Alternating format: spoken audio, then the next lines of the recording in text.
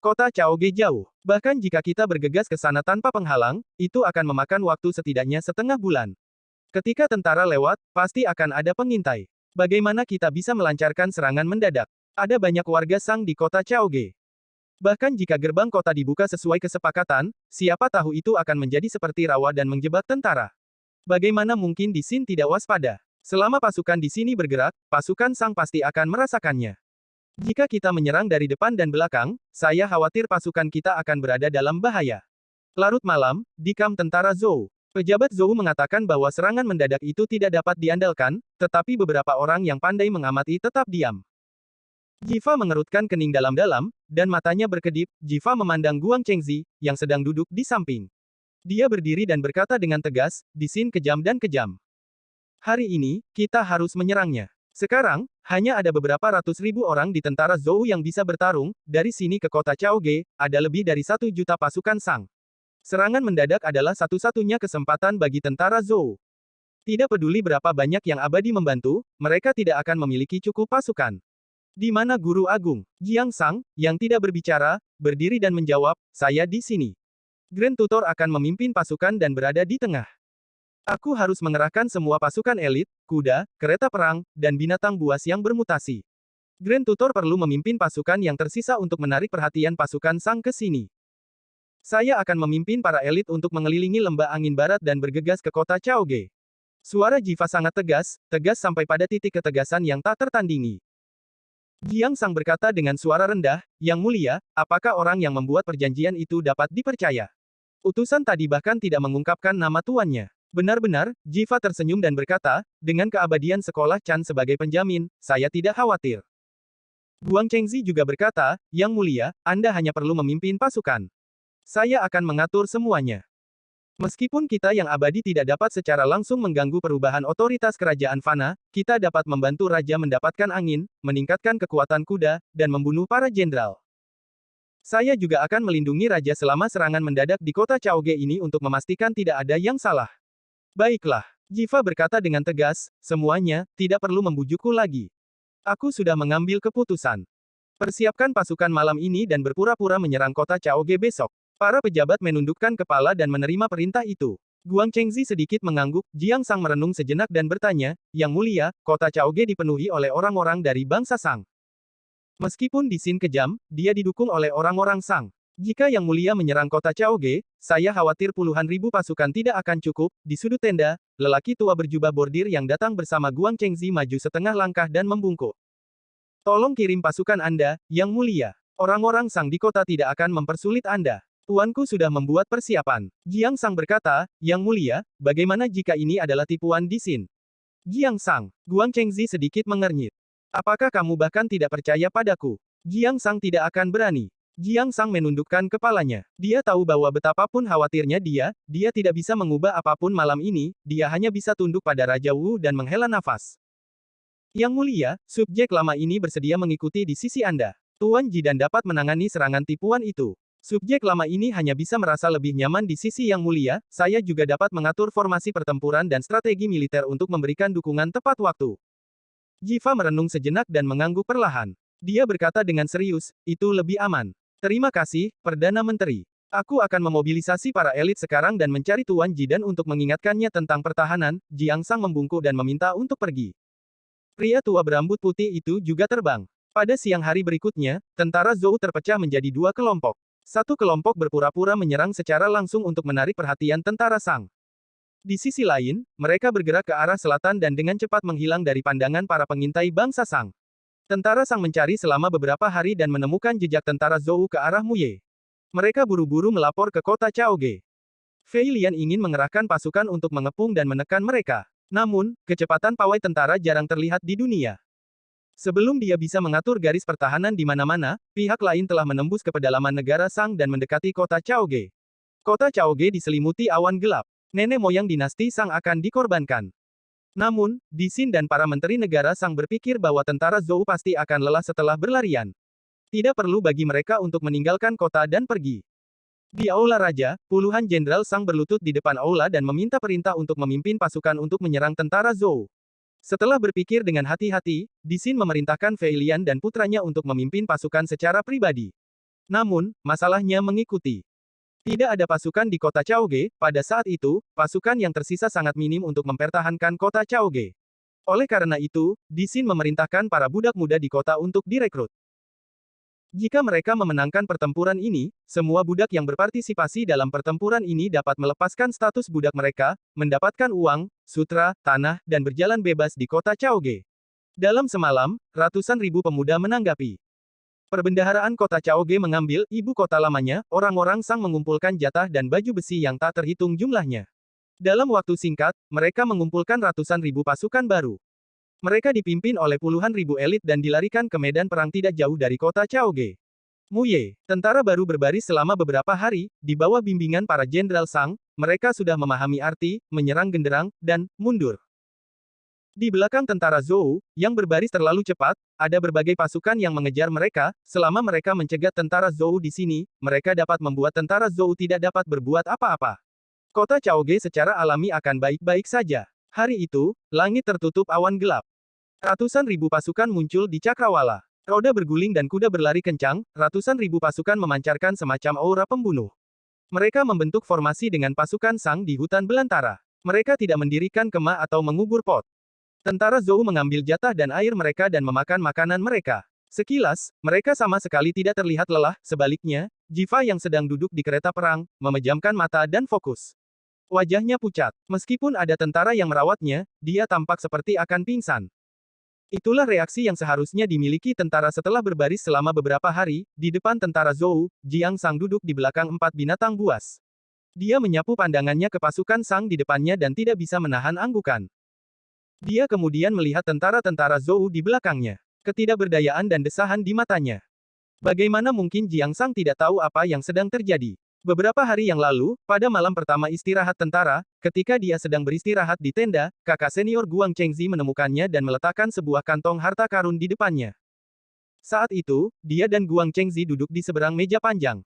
Kakak senior, apa ini? Pil abisal. Guang Chengzi berkata dengan suara rendah, dalam pertempuran antara ras manusia purba dan pengadilan iblis, 30.000 tentara iblis dengan sukarela jatuh dan membakar jiwa iblis mereka untuk menggulingkan pengadilan surgawi iblis.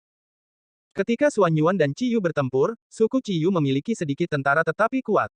Agar umat manusia dapat melawan half magi, Xuan Yuan memerintahkan para alkemis untuk menyempurnakan abisal pil yang dapat merangsang potensi umat manusia. Namun, ada satu hal. Pil abisal ini disiapkan untuk pembudidaya Qi Refinement. Sekarang, tentara Zhou hanyalah sekelompok manusia. Jari-jari Jiang Sang bergetar. Kakak senior, apakah benar-benar pantas bagi manusia untuk menggunakan ini? Guang Chengzi berkata, ada 300 abyssal pills di sini. Mereka bisa dicairkan menjadi air minum tentara. Setelah mengkonsumsinya, manusia tidak akan merasa lelah selama 1 bulan ke depan. Kekuatan tempur mereka akan meningkat dan mereka akan memiliki energi yang tak ada habisnya. Setelah efek obat hilang, manusia akan tertidur selama beberapa hari, tetapi mereka tidak akan mengalami masalah. Apakah benar-benar tidak ada masalah? Jiang Sang bertanya. Guang Chengzi tersenyum dan berkata, kakak, menurutmu masalah apa? Meskipun kultivasi junior broter dangkal, justru karena itulah Anda memahami batas atas kekuatan manusia. Akan ada energi yang tak ada habisnya selama sebulan penuh. Kecuali jika ini adalah pil roh 9 revolusi yang disempurnakan, itu akan mengkonsumsi hidup prajurit. Guang Chengzi terdiam. Kakak senior, kata Jiang Sang dengan suara rendah, masalah ini merusak moral kita. Ah, Guang Chengzi menutup matanya dan menghela nafas. Saudara muda, kita tidak punya pilihan lain, jika Di Xin memenangkan pertempuran antara dinasti Sang dan Zhou, sekolah Jie akan mengumpulkan kemenangan begitu saja. Saat para murid sekolah Jie menyerang bersama, kami tidak akan bisa menghentikan mereka. Hanya ada beberapa ratus murid istana Jade Void. Kita tidak boleh kehilangan satu langkah pun, kita tidak boleh membuat satu kesalahan pun. Pertarungan Mu Ye adalah pertarungan takdir antara Zhou dan Sang. Selama Jiva menerobos kota Chaoge dan masuk ke istana, dia bisa merebut posisi penguasa benua selatan. Akan baik-baik saja jika Di Xin melarikan diri, saudara junior, nasib sekolah Chan dan nasib bangsa Zhou semuanya terikat padamu. Jiang Sang terdiam. Dia memegang kantong harta karun itu seolah beratnya 500 kilogram. Kakak senior, berapa umur prajurit yang akan hilang? 15 tahun. Aku harus memberi tahu mereka tentang ini. Saudara muda, kamu tidak bisa, kata Guang Chengzi. Moral tentara pasti akan berfluktuasi. Saudara muda, Anda harus tahu mana yang lebih penting. Ini adalah masalah mendirikan yayasan untuk dinasti Zhou, apalagi, mereka sudah jauh di dalam negeri Sang. Ada pengejar di belakang mereka dan serangan menjepit di depan mereka. Jika mereka tidak bisa bergerak cepat, ratusan ribu orang bahkan tidak akan memiliki kesempatan untuk kehilangan umur mereka. Saudara junior, dunia telah lama berada dalam bisnis yang pahit. Jiang Sang tiba-tiba mencengkeram kantong harta karun itu dengan erat dan menggertakkan giginya. Itu bisnis pahit dari pengikut feodal. Ini hanya pertempuran untuk kekuasaan. Mengapa kita berbicara tentang orang biasa kakak senior, tolong. Saya akan membuat keputusan sebelum fajar. Guang Chengzi mengangguk sambil tersenyum. Dia tidak marah pada Jiang Sang yang mengejarnya. Sosoknya lolos bersama angin. Malam itu, rambut Jiang Sang menjadi lebih putih, namun, sebelum fajar, Jiang Sang menghela nafas dan menggunakan kemampuannya untuk memanggil tungku dari berbagai pasukan. Dia menempatkan pil abadi penguat tulang ke dalam air minum dan melaporkan masalah itu ke Jiva. Efek dari Abyssal Pil memang mengerikan, manusia sebenarnya memiliki kekuatan untuk mencabik-cabik harimau dan macan tutul. Ah, Jiang Sang mengangkat tangannya dan mengangkat cambuk kayu. Suara drum terdengar dari segala arah. Jiva berdiri dari kereta dan menarik napas dalam-dalam, dia memaksa dirinya untuk tetap fokus dan mengeluarkan pedang di pinggangnya. Dia dikelilingi oleh para jenderal dan berjalan ke depan formasi. Semuanya, dengarkan. Jiva berteriak keras. Suaranya tersebar ratusan kilometer oleh makhluk abadi di sampingnya. Orang dahulu memiliki pepatah, seekor ayam tidak memiliki pagi. Pagi ayam adalah tali rumah. Hari ini, Raja Sang telah menerima perkataan seorang wanita. Dia berkepala dingin dan lancang. Orang tua dan saudara laki-laki Raja Sang tidak tercerahkan. Namun, ada banyak dosa di empat arah. Apakah itu rasa hormat atau pertumbuhan? Apakah itu iman atau utusan? Mereka menganggap pejabat itu benar. Mereka kejam terhadap rakyat dan berbahaya bagi Sang Yi. Hari ini, saya dengan hormat akan melaksanakan hukuman langit, masalah hari ini tidak akan berhenti pada 6 atau 7 langkah, itu tidak akan berhenti sama sekali. Guru Sun, dia tidak akan berhenti pada serangan keempat, kelima, keenam, dan ketujuh. Guru Sun, Sang Huan-Huan, seperti harimau, seperti singa, seperti beruang, berada di pinggiran kota Sang. Frik lari ke bumi barat, Guru Sun. Apa yang telah Anda lakukan? Anda telah membantai. Catatan, ini adalah sumpah Muye, di depan tentara Zhou, seorang prajurit menoleh untuk melihat kakak laki-laki di sampingnya dan bertanya dengan lembut, apa yang Raja bicarakan? Mengapa kamu begitu peduli? Veteran itu memelototi orang yang berbicara. Lakukan saja. Pada saat itu, Jiva mengangkat pedangnya tinggi-tinggi. Semuanya, serang. Mengisi ke Cao Ge. 3 tentara setuju. Kereta berguling dan kuda perang meringkik. Tentara Zhou mendesak maju dan menyerang ke depan. Seperti semburan, mereka menyerbu ke arah pasukan Sang. Di pasukan Sang, banyak jenderal tiba-tiba merasa ada yang tidak beres. Namun, sebelum mereka sempat bereaksi, tentara Zhou sudah tiba. Di ruang teh di hutan di Gunung Xiaoqiong. Li Changshu mengerutkan kening dan menatap Taois kekar di depannya. Grandmaster. Ini bukan rencanaku, kata leluhur Dao Hong Jun dengan hangat. Karena aku bermain game denganmu di sini, aku tidak akan membuat pengaturan apapun.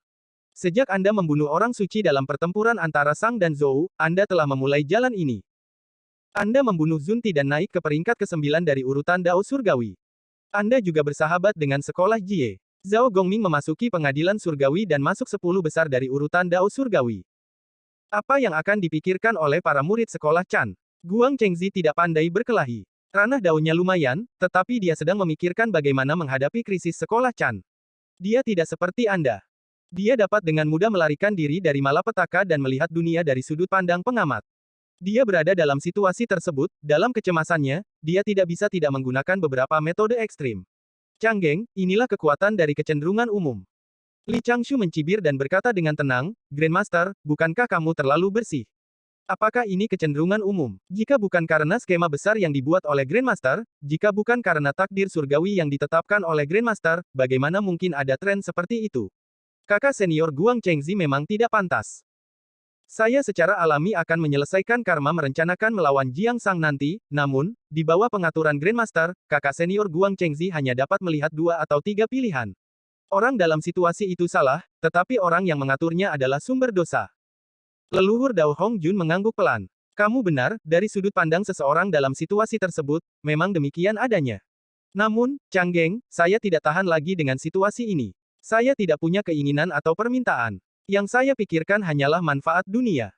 Yang saya inginkan adalah umur panjang dunia, yaitu, harga integrasi Dao. Li Changshu terdiam. Dia dengan cepat berkata, Grandmaster, saya sudah lama berpikir. Jika bintang memiliki kemauan, dapatkah mereka memahami dan berkomunikasi dengan makhluk hidup?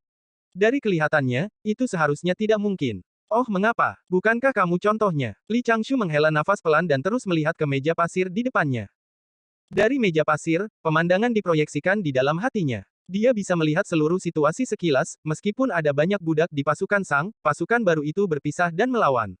Tentara Zhou seperti pisau panas menembus mentega. Mereka membunuh pasukan Sang seperti semburan yang menerobos bendungan, dalam waktu kurang dari setengah hari, mereka berkumpul lagi dan menyerang kota Chaoge dalam semalam.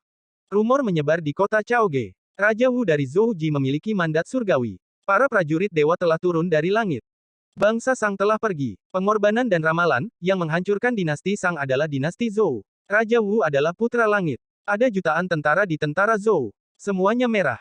Ada jenderal yang memakan orang di depan umum. Raja Wu telah memerintahkan bahwa dia tidak akan membunuh warga sipil atau bangsawan. Dia akan menyerang kota Chaoge hanya untuk membalaskan dendam kakek, ayah, dan kakak tertuanya. Li Changshu melihat bahwa gelombang arus bawah di bawah kota Chaoge memuntahkan kemana-mana dalam semalam. Situasi di kota Chaoge benar-benar di luar kendali. Penjaga dari keluarga bangsawan keluar untuk mengganggu keamanan di kota.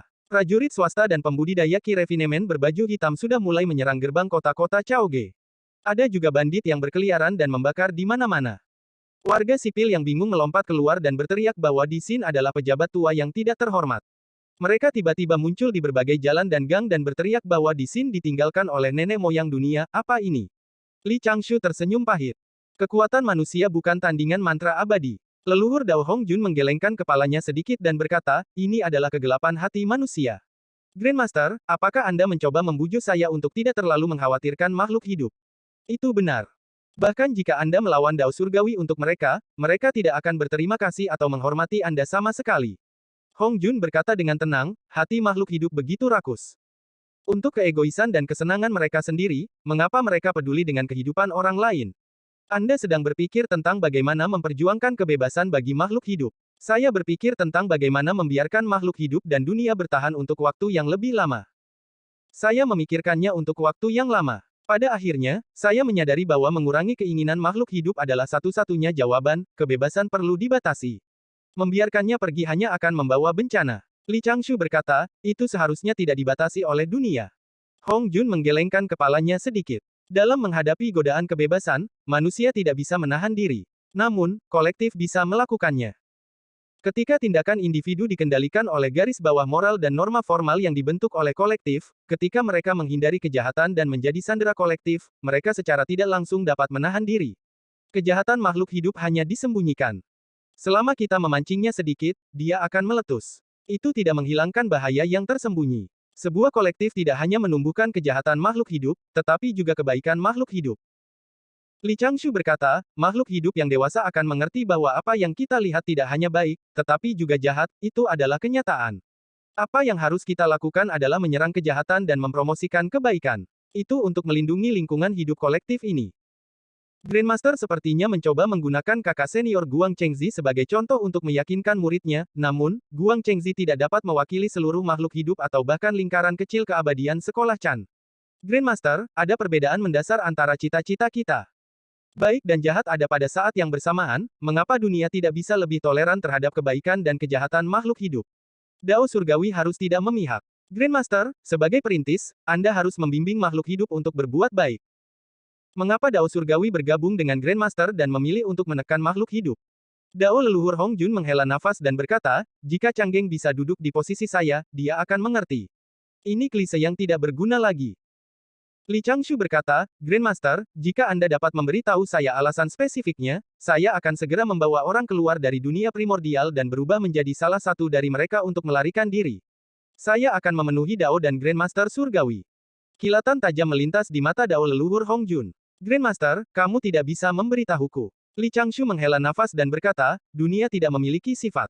Bagaimana bisa memancing emosi? Tonton pertunjukan. Leluhur Dao Hongjun tampak sedikit tidak puas, tetapi dia tidak marah. Dia menutup matanya lagi dan tidak mengatakan apa-apa lagi. Li Changshu menggelengkan kepalanya dan menatap situasi di kota Chaoge lagi. Tatapannya mendarat di istana raja. Yang mulia, orang-orang di kota panik. Desas-desus menyebar. Bandit membakar di mana-mana. Yang mulia, Jiva datang dengan persiapan, ada pengkhianat di kota yang bekerja dengannya. Tentara Zhou sangat aneh. Setiap orang dari mereka memiliki keberanian 100 orang. Orang-orang abadi itu pasti menggunakan beberapa trik. Jika tidak, para jenderal tidak akan mundur dalam kekalahan. Yang mulia, tolong hindari untuk sementara. Yang mulia, tolong hindari untuk sementara. Di bawah singgasana, para menteri negara Sang berlutut di tanah dan terus berteriak.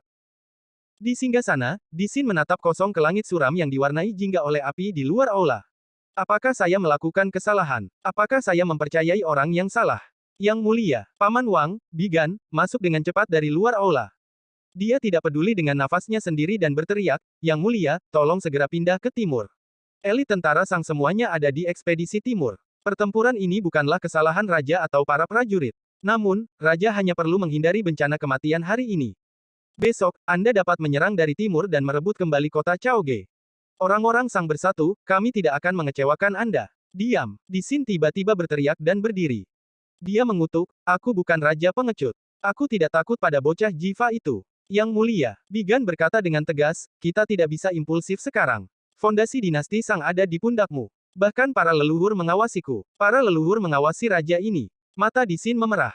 Saya pribadi akan memimpin pasukan. Saya ingin melawan bocah Jiva itu. Bigan berteriak, Yang mulia, pasukan Sang belum dikalahkan. Laporan, kota barat telah jatuh. Tentara Zhou telah menerobos gerbang kota dan menuju ke istana. Jumlahnya tidak dapat dihitung. Yang mulia, pergi dulu. Kita tidak bisa bertarung sebentar. Diam. Disin meraung, enyahlah, enyahlah. Yang mulia, Bigan berjalan ke depan dengan cepat. Zishou, bangun. Bigan, beraninya kamu. Panggil aku dengan namaku. Disin menggertakkan giginya dan mengutuk, orang-orang dari kiri dan kanan, antar Bigan ke penjara dan hukum dia dengan 10 cambukan. Dia akan dihukum karena dinasti Sang. Puluhan tentara lapis baja segera menyerbu dari luar pintu dan menyerbu ke depan untuk menahan Bigan. Siapa yang berani datang? Bigan menoleh dan meraung. Kemarahan di wajah lamanya menghilang. Dia menatap Disin dan berkata dengan tegas, Yang mulia, saya tahu niat Anda. Yang mulia, saya tahu niat Anda. Bahkan jika tentara Zhou merebut kota Chaoge hari ini dan memanfaatkan keberuntungan, mereka tidak akan bisa mendapatkan pijakan di dinasti Sang. Mereka juga membutuhkan plakat untuk menstabilkan orang-orang Sang. Dinasti saya pasti tidak akan mati, namun, Yang mulia, saya telah membantu mantan kaisar dan raja selama beberapa dekade tanpa kesalahan. Saya seorang menteri Sang, pangeran Sang, dan paman raja. Bagaimana mungkin saya tidak memahami kekuatan dunia? Grand Tutor Wen adalah anggota sekolah Jie. Sekarang bangsa Zhou mendapat bantuan dari sekolah Chan, pasti yang abadi yang menyebabkan masalah yang membuat tentara Zhou begitu berani. Nanti, Raja hanya perlu bertemu dengan tentara timur dan mengirim pembudidaya penyempurnaan Qi ke Samudra Timur untuk mengundang yang abadi. Dia mungkin bisa melawan dinasti Zhou lagi. Saya bersedia melindungi integritas kaisar untuk Raja. Bawa pedang. Seorang prajurit yang sedikit lebih dekat tanpa sadar bergerak maju. Disin berteriak, jangan berikan aku pedang. Namun, dengan dentang, Bigan telah mencabut pedang hijau dari pinggang prajurit lapis baja itu dan menuangkan segenggam darah panas di depan aula. Tubuh Bigan bergetar terus-menerus. Bibirnya berubah menjadi hitam keunguan. Dengan suara pedang mendarat di tanah, dia mengangkat tangannya dan meraih Heart of Seven Orifices yang berkelap-kelip dengan aliran cahaya 7 warna. Dia perlahan menariknya keluar. Yang mulia, jangan percaya pada yang abadi. Jangan mengecewakan orang-orangmu. Aku akan menggunakan kematianku untuk membujukmu. Saya harap yang mulia untuk sementara bertahan dan segera pergi. Segera pergi. Dia mencengkeram Heart of Seven Orifices dengan erat. Darah berceceran. Para menteri buru-buru berteriak. Tubuh Bigan sudah jatuh ke belakang. Disin mundur setengah langkah dengan lemah dan duduk di singgasana. Matanya tiba-tiba menjadi kosong. Teriakan pembunuh meletus dari kota barat. Nyala api bersinar terang, dan tangisan bergema di mana-mana. Di aula raja, Disin melambaikan tangannya. Para pejabat Sang diusir dari aula oleh tentara lapis baja, hanya menyisakan mayat Bigan yang tergeletak di punggungnya. Paman Wang, kemana aku bisa pergi? Kemana aku bisa pergi? Dia berdiri dengan lemah dan terhuyung-huyung menuruni tangga. Ketika dia tiba di depan Bigan, dia menundukkan kepalanya dan mengambil pedangnya. Dia berbalik dan berjalan menuju harem. Di istana, para penjaga bergegas ke gerbang barat. Para pelayan istana melarikan diri dari gerbang istana lainnya. Itu cukup kacau di mana-mana. Seorang penjaga menemukan sosok raja dan bergegas maju untuk membawa raja ke gerbang istana timur. Namun, dia diperintahkan untuk mundur oleh rajanya dengan suara rendah. Zai Xinglou kosong. Selir kesayangannya sudah lama menghilang. Bagus juga. Disin bergumam dan tersenyum mencela diri sendiri. Bagus juga. Dia dengan santai mengambil kandil dan melemparkannya ke tempat tidur yang indah. Kemudian, dia berbalik dan berjalan ke lantai atas Zai Xinglou. Platform pembuangan abadi. Duduk di platform pembuangan abadi, dia bisa melihat betapa kacaunya kota Chaoge, dia bisa melihat tentara Zhou mendatangkan malapetaka di jalan menuju kota barat. Bahkan jika dia bisa pergi malam ini, lalu bagaimana? Gurunya mengatakan bahwa selama takdir dinasti Sang ada, dia akan aman dan sehat. Kalau tidak, dia akan berada dalam bahaya. Bagaimana mungkin dia tidak mengerti bahwa yang disebut abadi tidak berani membunuh Kaisar Fana seperti dia secara langsung? Dia harus meminjam tangan Jiva dan mengganti dinasti Sang dengan dinasti Zhou. Itu saja. Saya melarikan diri dari kota Chaoge karena saya dikejar oleh makhluk abadi ini dan mati dengan santai di suatu tempat. Namun, kekalahan saya bukan karena kekalahan tentara, kehilangan kebajikan, atau pengkhianatan keluarga saya. Kekalahan saya adalah karena banyaknya orang suci abadi dan tiran di dunia ini. Aku kalah karena ketidakadilan langit, ini tidak adil. Di Xin menarik napas dalam-dalam dan berdiri di atas gedung tinggi dengan pedangnya. Dia ingin menemukan sesuatu di malam hari. Pada saat yang sama, di luar kota Chaoge, di tenda yang baru saja didirikan tentara Zhou, Jiva duduk di kursi kayu dan mendengarkan laporan kemenangan di luar. Ada sedikit antisipasi di matanya. Dia awalnya ingin memimpin pasukan dan menyerang, tetapi dia dibujuk oleh Jiang Sang dan para menteri, dia hanya bisa tinggal di sana dan menunggu saat dia menjadi putra takdir. Jiva sepertinya sudah merasakan apa yang disebut keberuntungan berkumpul di atas kepalanya. Telapak tangannya yang terbuka sepertinya mampu menahan seluruh dunia. Seorang tentara di luar tenda menundukkan kepalanya dan membawa nampan. Dia dengan cepat memasuki tenda dan berkata dengan suara rendah, "Yang mulia, sudah waktunya bagi Anda untuk makan." "Tidak perlu, aku tidak bisa makan sekarang." Jiva berdiri dan menghela nafas dengan tangan di belakang punggungnya. "Para prajurit bertempur di depan, tapi aku tidak bisa maju untuk membunuh musuh dengan para prajurit, bagaimana saya bisa menanggungnya?" Prajurit lapis baja itu maju 2 langkah dan berkata dengan suara rendah, "Jangan merusak tubuhmu." Jiva mengerutkan kening. Mengapa prajurit lapis baja ini begitu tidak peka? Tiba-tiba, prajurit lapis baja itu mengangkat kepalanya. Cahaya merah muda melintas di matanya, aliran cahaya terbang keluar dari nampan dan langsung menuju leher Jiva. Jiva tertegun di tempat dan tidak memiliki ruang untuk bergerak. Namun, ketika cahaya dingin hendak menyentuh leher Jiva, sebuah tangan besar muncul dari udara tipis dan meraih harta dharma jarum perak dengan kuat, dia dengan santai menghancurkannya. Yang Jian mengerutkan kening dan menatap prajurit lapis baja itu. Ada sedikit ketidakberdayaan di matanya. "Saya melakukan tugas saya. Maaf, rekan Taois." Prajurit lapis baja itu tampak sedikit bingung. Namun, saat dia menatap Yang Jian, matanya bersinar dengan cahaya merah jambu, namun, Yang Jian tidak menunjukkan kelainan apapun. Mata vertikal di dahinya terbelah dan seberkas cahaya ilahi ditembakkan. Dia mengirim prajurit lapis baja keluar dari tenda dan menyegel jiwa esensinya. Beberapa teriakan lagi datang dari luar tenda. Beberapa penjaga melepas baju zirah mereka dan masuk ke tenda dengan harta dan senjata dharma mereka. Yang Jian mengeluarkan Howling Celestial Dog dan melemparkannya ke depan. Dalam sekejap mata, Howling Celestial Dog berubah menjadi seukuran gajah. Itu membuka mulutnya dan menelan beberapa iblis wanita. Ketika Howling Celestial Dog berubah menjadi cahaya putih dan kembali ke pelukan Yang Jian, beberapa iblis wanita dan prajurit lapis baja ditahan oleh tali abadi dan ditumpuk di luar tenda. Jiva sudah pingsan. Yang Jian mengatur agar pelayan istana melayaninya. Dia secara pribadi menjaga para iblis wanita yang datang untuk membunuhnya dan menunggu Grand Tutor kembali ke kamp. "Yang mulia, prajurit lapis baja," itu memanggil dengan lembut. Tubuhnya bergetar terus-menerus dan perlahan kembali ke penampilan aslinya. Selir iblis, Daji. Yang Jian tidak menanggapi. Dia hanya berdiri di sana dengan tenang dan melihat ke kota. Api besar melonjak dari lantai atas menara Zai Xing. Menara kayu Zai Xing seperti obor. Di Xin sudah merasakan gelombang panas. Dia, yang berdiri diam, akhirnya bergerak. "Metode apa yang harus saya gunakan untuk memberitahu orang-orang saya bahwa saya tidak pernah mundur, juga tidak pernah melarikan diri?" Di Xin berdiri dan melihat ke langit, tanah, dan kota yang terapung dalam api perang. Dia merasakan kepanikan dan ketakutan rakyatnya. Pada akhirnya, raja tidak berguna. Tapi, dosa apa yang telah kita lakukan? Mengapa kita harus mematuhi langit? Dosa apa yang telah kita lakukan? Mengapa kita harus menghukum kita lupakan? Saya tidak akan menemukan alasan apapun. Pada akhirnya, saya tidak dapat memikul beban yang dipikul oleh leluhur saya. Namun, tulang punggung keturunan dinasti Sang harus dipikul oleh raja. Pedang menebas, dan darah melonjak di jantungnya. Mata di Xin membelalak. Dia memegang gagang pedangnya dengan satu tangan dan duduk bersila di atap menara Zai Xing. Wajahnya merah, tetapi dia menahan keinginan untuk mengaum kesakitan. "Ayah, aku tidak berguna, ternyata aku tidak ditakdirkan." Di Gunung Xiaoqiong, dedaunan terus berguguran. Li Changshu terdiam.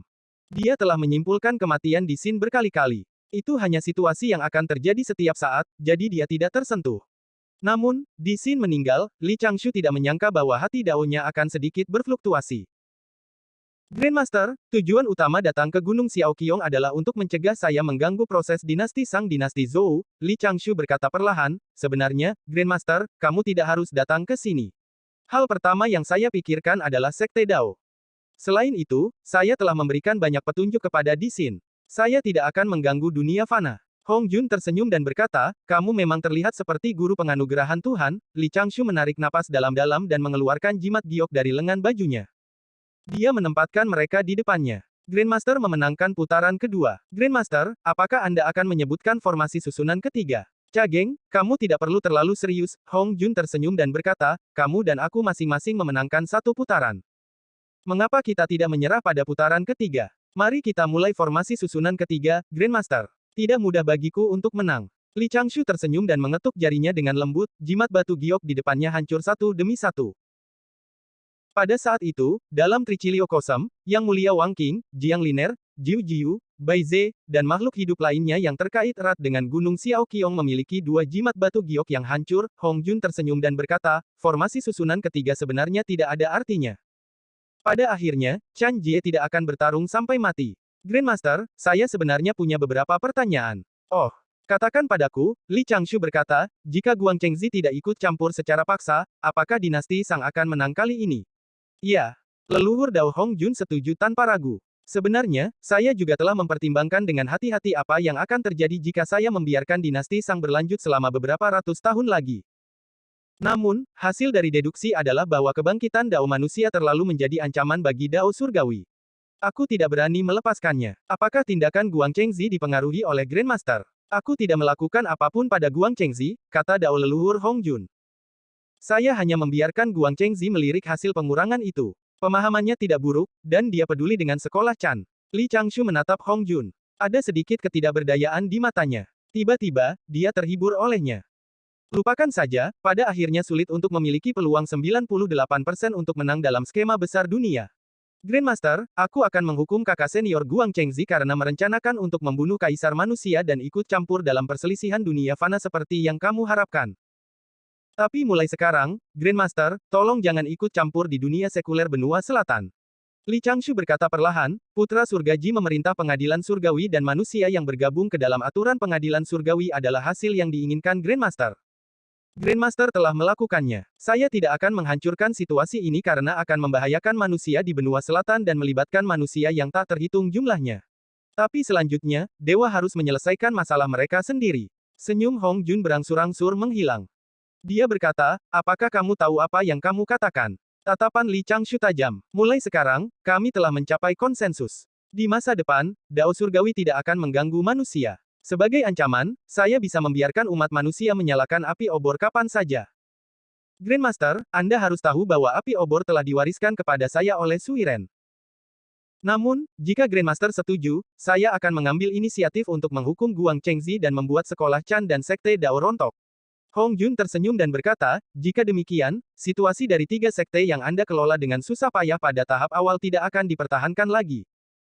Bukankah itu yang Grandmaster inginkan? Bukankah itu yang Grandmaster inginkan? Mata Li Changshu berkilat. Dia berkata, ajaran sekolah Chan pada awalnya mengikuti surga dan menjelaskan prinsip-prinsip dunia.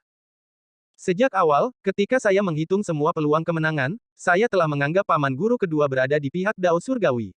Grandmaster, setelah kita berpisah hari ini, kita mungkin akan saling bertentangan di masa depan.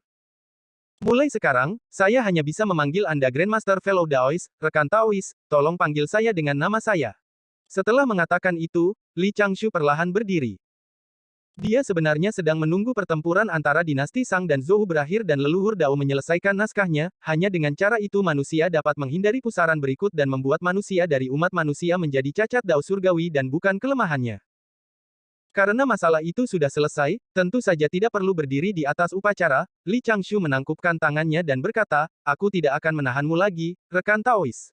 Apakah kamu sudah memikirkannya? Mata Dao leluhur Hong Jun dipenuhi dengan kebingungan. Cageng, kamu jelas bisa terus menunda. Anda dapat memahami dunia di dunia primordial dan lebih percaya diri ketika Anda harus menghadapi saya. Li Changshu berkata, rekan Taoist, Anda telah memaksa saya sejauh ini. Jika saya tidak menghargai kebaikan Anda, saya tidak menghormati ahli terkuat di dunia primordial. Dao leluhur Hong Jun terdiam. Dia duduk di sana dan merenung sejenak. Dia bertanya, Changgeng, saya sebenarnya tidak mengerti. Anda mengejar stabilitas dalam segala hal dan memiliki kepribadian yang begitu tenang. Mengapa Anda mengabaikan segalanya dan menjadi Dao surgawi karena kematian Jin Guang? Mengapa kamu sangat marah karena kematian Di Xin? Bagi Anda, mereka bukanlah kerabat atau teman Anda. Ketika Anda membunuh Zunti, itu sudah bertentangan dengan seluruh rencana Anda untuk melawan Dao Surgawi. Juga, kali ini, jika Anda benar-benar menghukum Guang Chengzi, Anda pasti tidak akan dapat mengendalikan situasi dan menyebabkan sekte Dao terpecah. Saya mendapat manfaat dari kedua waktu tersebut. Saya memperlakukan Anda sebagai lawan saya dan juga memperlakukan Anda sebagai junior favorit saya. Itu sebabnya saya mengajukan begitu banyak pertanyaan. Karena aku bukan sesama Taois, dan aku tidak ingin menjadi lawanmu. Saya tidak berhak bermain catur karena saya hanya merasa ada yang tidak beres dengan dunia ini. Saya ingin mencoba dan melihat apakah saya dapat memperbaikinya. Itu hanya sebuah usaha. Li Changshu mengangkat tangannya dan mengundangnya keluar, ini adalah kedua kalinya dia mengirim tamu. Dia berkata, saya akan membiarkan teman dan kerabat saya yang tidak ada hubungannya dengan kesengsaraan besar meninggalkan dunia primordial. Jika Anda menyerang mereka, saya akan mengungkapkan kartu truf kedua saya di luar 9 mata air yang tercemar. Hong Jun berdiri dengan tangan di belakang punggung dan menatap Li Changshu. Apa itu? Rekan Taois, Anda berpikir bahwa Anda stabil seperti Gunung Tai. Nyatanya, sistem dunia primordial yang Anda bangun penuh dengan celah. Li Changshu berkata dengan tenang, aku sudah tahu di mana gunung berapi abadi itu. Kun Peng dapat pergi ke sana kapan saja dan menghancurkan Phoenix primordial sampai mati dari keadaan hampir mati. Sisa-sisa Kun Peng akan digunakan sebagai bahan bakar untuk kelahiran kembali Nirvanic primordial Phoenix. Ekspresi Dao leluhur Hong Jun tiba-tiba menjadi dingin. Changgeng, untuk melawan Dao surgawi, kamu benar-benar telah berusaha keras. Sebagian besar waktu, saya hanya menggunakannya sebagai sarana pertahanan diri. Hong Jun bertanya, lalu kenapa kamu tidak menyelamatkan Di Xin sekarang? Li Changshu berkata, menyelamatkan Di Xin adalah untuk melindungi dinasti Sang dan mempromosikan kemakmuran Dao manusia.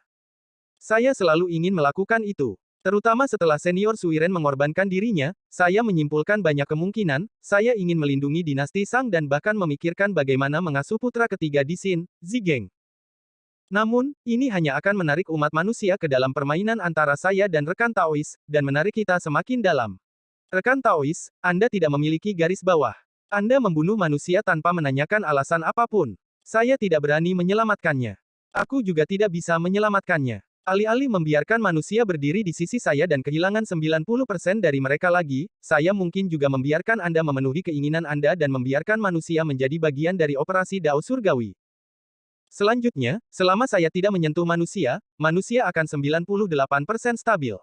Mengambil langkah mundur, apa yang dapat dilakukan oleh manusia fana di dunia primordial di mana bahkan makhluk abadi pun mati lemas? Apa yang bisa mereka ubah? Mereka bertanggung jawab untuk hidup dengan baik. Saya tidak harus bergantung pada kemuliaan Dao manusia dalam permainan dengan Anda.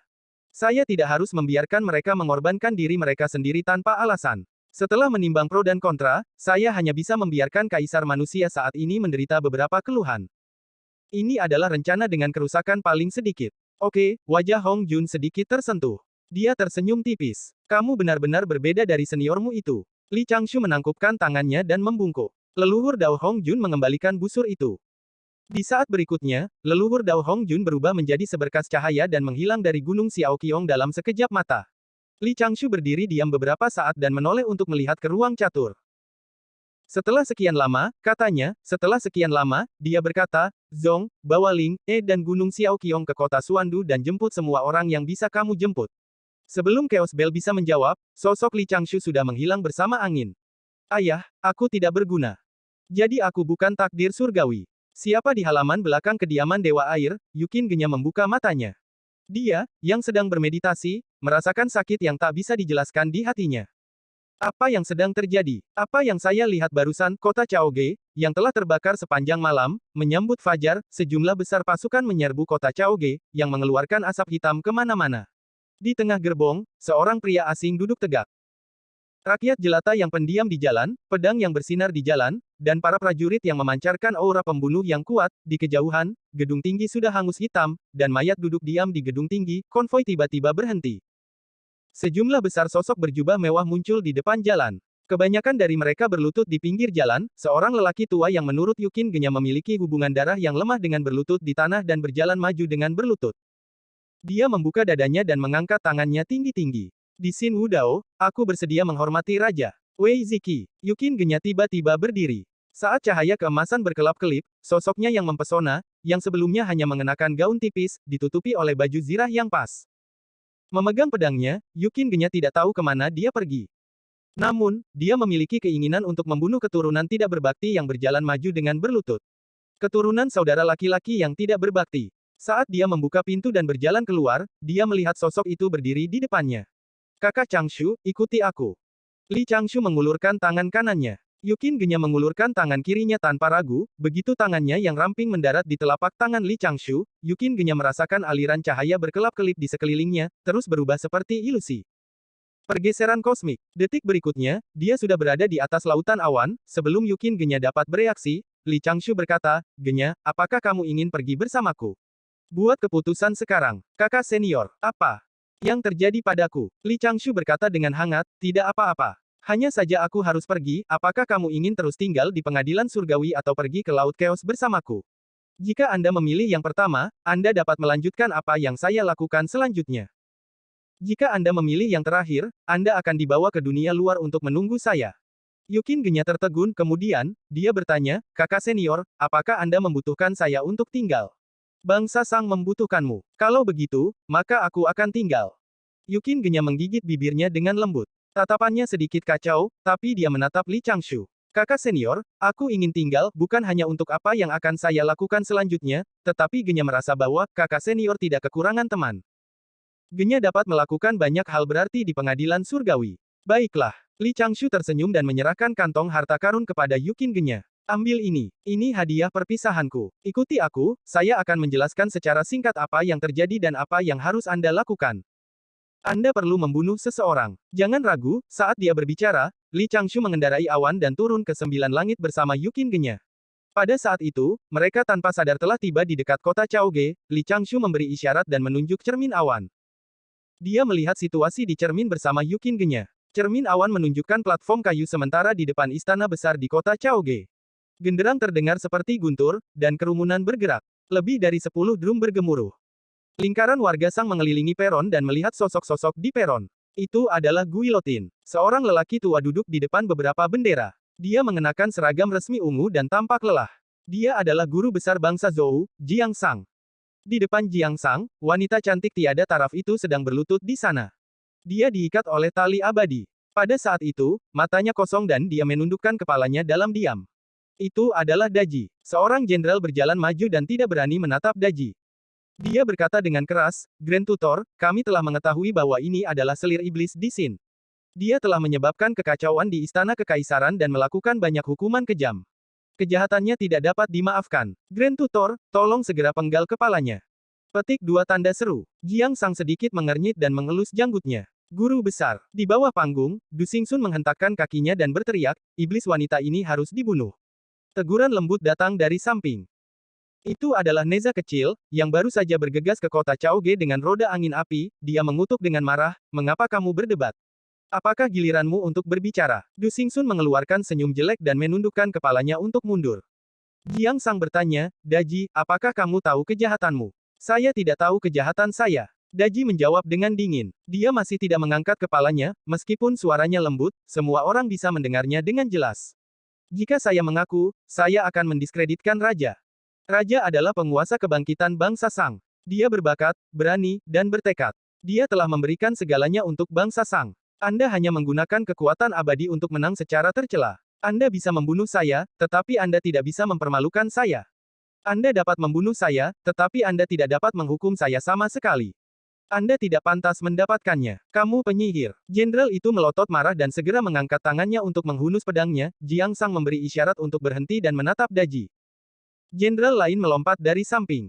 Dia memiliki wajah yang tampan dan sosok yang ramping. Dia memegang tombak berujung 3, bermata 2. Itu tentu saja Yang Jian.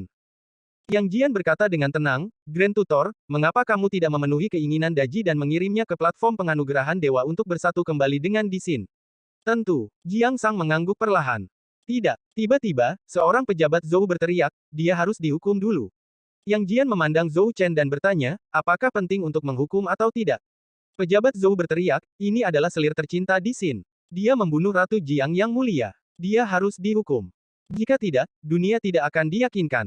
Daji menundukkan kepalanya. Permaisuri Jiang berkolusi dengan ayah dan saudara laki-lakinya untuk merencanakan pemberontakan. Dia menulis surat kepada Jiang Huanchu secara pribadi, meminta keluarga Jiang untuk mengancam kota Zaoge.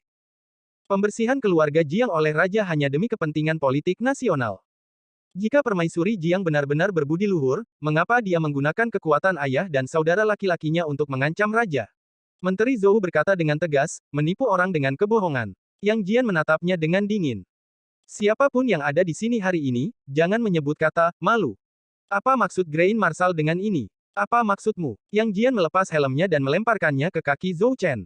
Sekarang bangsa Zhou telah memperoleh dunia, Raja Wu telah memadatkan takdir kaisar manusia dan putra surga. Perintah guru telah selesai. Saya, Tuan King Yuan yang disempurnakan dari pengadilan surgawi, mengatakan bahwa bangsa Zhou menang dengan memalukan. Apakah Anda memiliki keberatan? Kamu, hah? Yang Jian menatap dengan dingin. Huff. Zhou Chen melemparkan lengan bajunya dan mundur setengah langkah. Murid keponakan Yang Jian, murid keponakan Yang Jian. Jiang Sang buru-buru berdiri dan menjadi pembawa damai. Jangan seperti ini, sebelum Jiang Sang dapat menenangkan Yang Jian, Neza melompat keluar lagi dan berteriak, aku juga tidak akan melakukannya.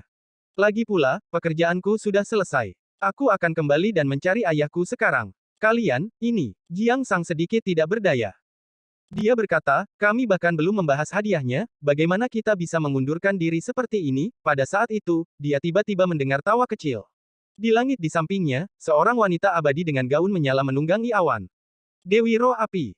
Dewi Roh Api berkata dengan tenang, aku baru saja tidur siang. Sekolah Chan telah menjatuhkan kota Chaoge, mereka sangat mengesankan. Namun, saya tidak tahu pil roh dan obat ajaib apa yang digunakan ratusan ribu tentara Zhou. Berapa banyak umur yang tersisa di masa depan? Untuk menang, sekolah Chan akan benar-benar menggunakan segala cara untuk menghadapi Raja Fana. Jiang Sang mengerutkan kening dan menatap Dewi Roh Api. Dia tahu bahwa dia harus menjadi ahli sekolah Jie. Dia berkata dengan lantang, peri, kamu salah. Tentara bangsa Zhou yang menjatuhkan kota Chaoge. Apakah itu berbeda? Dewi Roh Api berkata dengan tenang, saya tidak ingin peduli tentang hal lain. Hari ini, saya ingin melihat bagaimana Anda menghukum Daji. Kejahatan apa yang dilakukan Daji? Jika Anda tidak tahu, saya selalu menjadi jenderal di dinasti Sang. Saya bisa menjadi saksi, meskipun Daji diperintahkan untuk menimbulkan masalah, dia tidak mengganggu keputusan Di Xin. Anda bertarung dengan Di Xin untuk tahta. Di Xin telah melakukan bunuh diri pada Zai Xinglou. Mengapa Anda harus mempersulit wanita seperti itu? Seorang jenderal tentara Zhou berkata, Daji ini telah menawarkan banyak siksaan. Ini adalah kejahatan besar yang tidak dapat dihapuskan. Ada banyak siksaan di dinasti Sang, kata Dewi Roh Api. Di Xin menggunakan penyiksaan untuk mengintimidasi orang. Dia tidak menyakiti orang untuk bersenang-senang, yang disiksa juga adalah para bangsawan dari bangsa Sang. Apa yang biasanya dilakukan para bangsawan ini bahkan lebih buruk ketika mereka pergi ke neraka tingkat 18 di dunia bawah. Mereka hanya menikmatinya terlebih dahulu. Yang Jian memandang Dewi Roh Api dan berkata, rekan Taois, apakah Anda di sini untuk menyelamatkan Daji? Saya tidak tahu Daji. Saya tidak tahan. Saya secara khusus mengatakan beberapa patah kata, kata Dewi Roh Api dengan tenang. Jika kamu ingin membunuhnya, kenapa kamu tidak menyerang sekarang? Tidak bisakah kamu mengatakannya? Saat ini, dia ingin mati dan hanya ingin menemukan pendamping daunnya. Suami dan istri. Neza berbisik, manusia disebut suami dan istri. Dewi Roh Api mengerutkan kening dan berkata, tapi dia juga seorang kultivator penyempurnaan Ki Iblis. Tiba-tiba, suara yang jelas terdengar dari langit. Merupakan kejahatan besar bagi seorang wanita iblis untuk menempati tubuh manusia. Dewi Roh Api mendongak dan ekspresinya berubah. Di sana, Guang Chengzi meletakkan tangan kirinya di belakang punggung dan memegang segel besar di tangan kanannya. Sosoknya perlahan turun, alam semesta di sekitar Dewi Roh Api masih tersegel. Dewi Roh Api, apakah kamu tahu kejahatanmu? Guang Chengzi, sebuah mahkota yang terbentuk dari api muncul di kepala Dewi Roh Api. Gaun panjangnya dipenuhi percikan api, dan matanya dipenuhi amarah. Kamu telah melakukan begitu banyak kali ini. Apakah kamu tidak takut dihukum oleh surga? Segel surga di tangan Guang Chengzi tiba-tiba membesar. Sebuah penghalang tak terlihat muncul di sekitar Dewi Roh Api. Murid kepala dari 12 Dewa Emas berkata dengan dingin, karena kamu sangat kasar, jangan salahkan aku karena kejam. Setelah mengatakan itu, Guang Chengzi hendak mengeluarkan segel surga. Pernapasan Dewi Roh Api berhenti, Yang Jian sedikit mengernyit dan berkata dengan keras, Paman Tuan, tidak perlu kedua sekte itu bertarung selama kesengsaraan pemberian dewa. Neza masih anak-anak. Pada saat itu, dia belum memasuki keadaan marah dan tidak berani berbicara, dia hanya menatap Dewi Roh Api dan Yang Jian dengan cemas. Yang Jian, Neza, mundur. Guang Chengzi berkata dengan tenang.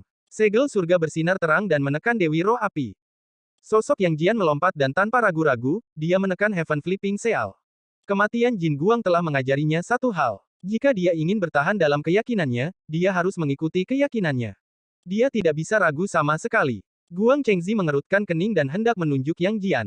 Tetapi pada saat ini, sosok Yang Jian tiba-tiba berhenti saat dia bertabrakan dengan dinding udara yang tak terlihat. Segel pembalik langit melonjak ke langit dengan cara yang aneh, dan kecepatannya berubah dari lambat menjadi cepat. Dalam waktu yang sangat singkat, itu berubah menjadi aliran cahaya. Guang Chengzi tertegun, dia melihat ke langit dan kebetulan melihat segelnya berubah menjadi seukuran gunung. Namun, di puncak gunung, sesosok buram berdiri dengan tangan di belakang punggung. Dia tampak menghentakkan kaki kanannya tanpa kekuatan apapun. Ledakan terdengar satu demi satu. Retakan muncul di semua sisi segel surga. Pada saat berikutnya, segel itu pecah di langit dengan suara guntur yang teredam. Pecahan ledakan yang tak terhitung jumlahnya melayang aneh di udara dan tidak bergerak. Sosok yang telah menghancurkan segel surga sedikit berkedip dan menghilang. Aura muncul di belakang Guang Chengzi. Suara Guang Chengzi bergetar dan indera spiritualnya bergetar. Dia segera berteriak, Saudara muda Canggeng. Ada hal lain yang terjadi. Tolong dengarkan saya, tidak ada waktu untuk mengucapkan kata, jelaskan. Di belakang, itu tepat di belakang Guang Chengzi. Sebuah retakan muncul di alam semesta. Sebuah tangan besar meraih dan menunjuk ke punggung Guang Chengzi. Cahaya abadi melonjak di sekitar Guang Chengzi. Dia berbalik dan membuang beberapa aliran cahaya. Namun, beberapa aliran cahaya dengan mudah menembus tangan besar. Tangan besar itu segera mengungkapkan warna bubur kertas di dalamnya. Patung kertas. Guang Chengzi tiba-tiba merasakan hawa dingin di lehernya. Kemudian, jiwa esensinya disegel dan jiwanya terperangkap. Hal terakhir yang dia rasakan adalah seseorang telah mencengkeram lehernya dan mengangkatnya sebelum melemparkannya ke tanah. Saudara junior Canggeng seharusnya tidak dijebak oleh Grandmaster, hampir bersamaan, di kediaman mewah di kota Chaoge. Wei Ziki, yang berseri-seri dengan gembira beberapa saat yang lalu, sekarang dipenuhi keringat dingin. Pedang bermata lebar ditekan ke leher Wei Ziki. Dengan dengusan dingin, pedang itu menebas, membawa gumpalan merah. Anak ini tidak diizinkan memasuki kuil.